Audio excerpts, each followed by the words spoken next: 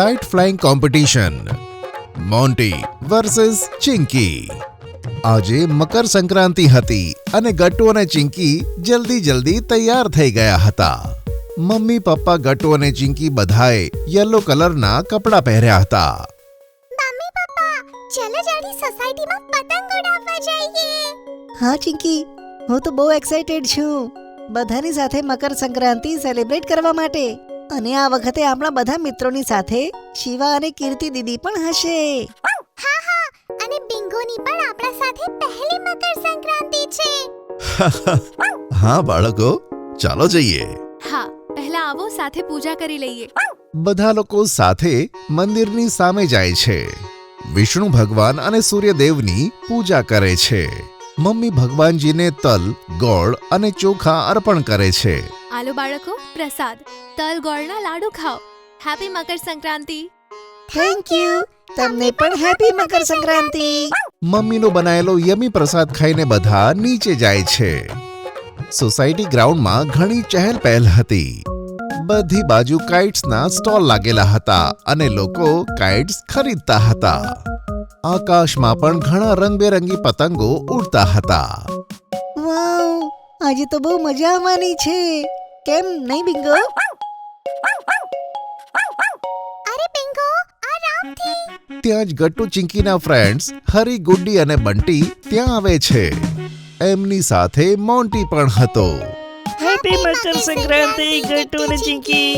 Happy Makar Sankranti uncle aunty. તમને પણ happy Makar Sankranti friends. હા બાળકો, હેપી મકર સંક્રાંતિ। ચલો ગટ્ટુ ચિંકી, આપણે પતંગ ઉડાવીએ। ત્યાં સ્ટોલ્સ પર બહુ સુંદર કાઇટ મળે છે। હા, પણ જુઓ, સૌથી બેસ્ટ કાઇટ તો મેં જ પહેલા લઈ લીધી। સૌથી મોટી અને સૌથી સુંદર। જજો, આજ છેલ્લે સુધી ઉડશે અને તમારા બધાની પતંગ કાપી નાખશે। તેવું કઈ નહીં થાય મોન્ટી, તું ભલે કોઈ પણ પતંગ લઈ લે, તે મેટર ના કરે। પતંગ ઉડાવવાની સ્કિલ્સ જ મેટર કરે। હા, ચિંકી એકદમ સાચું બોલી। અને બધા જ જાણે છે કે આખી સોસાયટીમાં સૌથી સારી પતંગ તો હું જ ઉડાવું છું। ચિંકીની વાત સાંભળી મોન્ટી જોરથી હસવા લાગ્યો। શું કીધું ચિંકીએ? અરે તારાથી સારી પતંગ તો કોઈ નાનો બાળક પણ ઉડાવી દેશે। ના, તેવું કઈ નહીં। હા મોન્ટી, ચિંકી કાઇટ ફ્લાઇંગમાં બેસ્ટ છે। સારું, પછી ચાલ કોમ્પિટિશન કરી લઈએ। જેની પતંગ પહેલા કપાઈ ને તે આઉટ। Okay, done. ઓકે, ચલો આપણે પણ આપણા પતંગ લઈને આવીએ મિત્રો।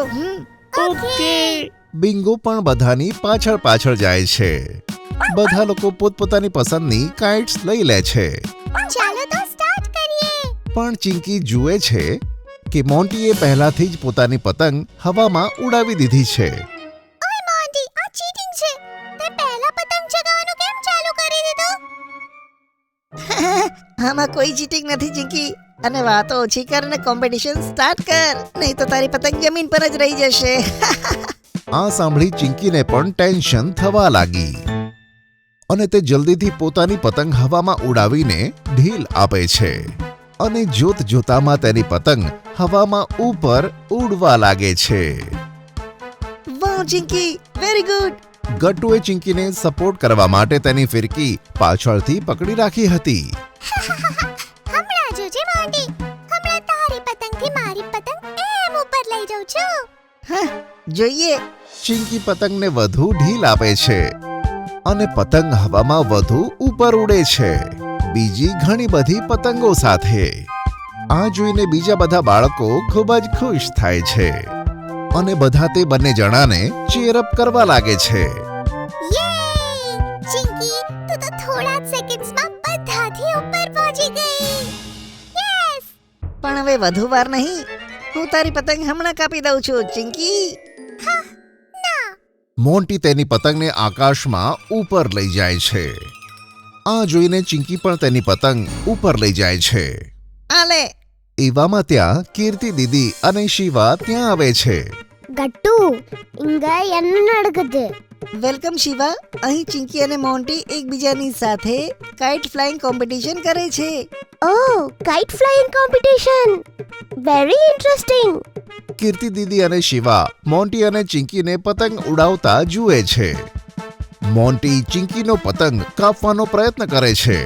ચિંકી તેના પતંગને બચાવે છે. ત્યાં જ તેની નજર બિંગો પર પડે છે. બિંગો ભાગતા ભાગતા સ્ટોલ તરફ જ જઈ રહ્યો હોય છે. ત્યાં એક મોટું લાકડાનું બોર્ડ રાખેલું હતું જે સરળતાથી પડી શકતું હતું. બિંગો ના, ત્યાં ના જઈશ. તે બોર્ડ તારા પર પડી જશે. પણ બિંગો સાંભળતો નથી અને તે બાજુ જ ભાગે છે કેમ કે તેને તો પતંગિયા જ દેખાતા હતા. ઓ નો, હવે શું કરું? ચિંકી પહેલા તેની કાઇટ બાજુ જુએ છે અને પછી બિંગો તરફ. પછી તે જલ્દીથી પોતાની કાઇટ છોડીને બિંગો તરફ ભાગે છે. પાછળ ઉભેલો ગટ્ટુ કહે છે, ચિંકી, તારી પતંગ. પણ ચિંકી કોઈનું સાંભળતી નથી અને જલ્દીથી બિંગોની પાસે જાય છે. તે બોર્ડ પડવાનું જ હોય છે પણ ચિંકી બિંગોને લઈને ત્યાંથી હટી જાય છે. તો ઠીક તો છે ને બિંગો? તને વાગી જાત તો હમણાં. બધા લોકો ચિંકીની પાસે જતા રહે છે અને આટલી વારમાં મોન્ટી ચિંકીના પતંગને કાપી નાખે છે. અરે ના ચિંકી, જો તું ના આવત ને તો બિંગોને આ બોર્ડથી વાગી શકત. હા ચિંકી, તે તારી કોમ્પિટિશન છોડીને બિંગોનો જીવ બચાવ્યો. હો બિંગો, અમે તને સમજાવ્યું હતું કે સ્ટોલ્સ પાસે ના જતો. જો તારા કારણે અમારી કાઇટ કોમ્પિટિશન હારી ગઈ. હા, એ જે પણ હોય ચિંકી, વિનર તો હું જ છું. અને જો તું બિંગોને બચાવવા ના આવત ને તો પણ હું જ જીતત. પણ કઈ વાંધો નહીં, હવે તે એક સારું કામ કર્યું છે તો હું તને માફ કરી દઉં છું.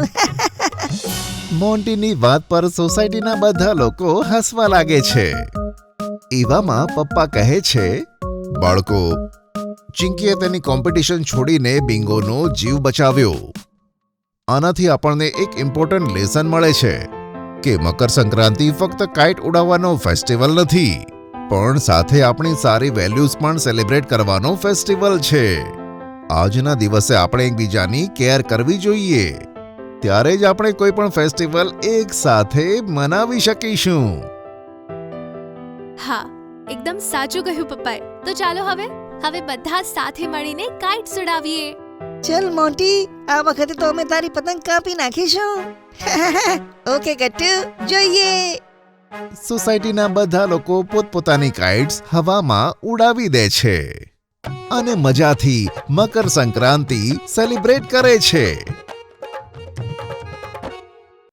જો તમને અમારી વાર્તા ગમી હોય તો પુન ટુન કિડ્સને લાઈક, શેર અને સબસ્ક્રાઇબ કરજો.